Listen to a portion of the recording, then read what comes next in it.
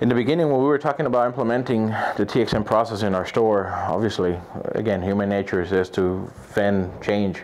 Some of our technicians had some concerns that this was going to take away hours and sales from them, income. But quickly, as we began to implement the process, they quickly realized it was the total opposite. Now they found themselves, instead of running around doing, again, simple maintenance, having more time to do a more thorough inspection in the vehicles that came in with heavy repairs or high miles, having more time for them themselves to spend while the advisor is introducing the inspection they just did. They are there with the advisor now. They have the ability to do certain things that in the past we just didn't have the luxury of time because they were just turning and burning. Now they're turning and burning, but real repairs and real work because of this.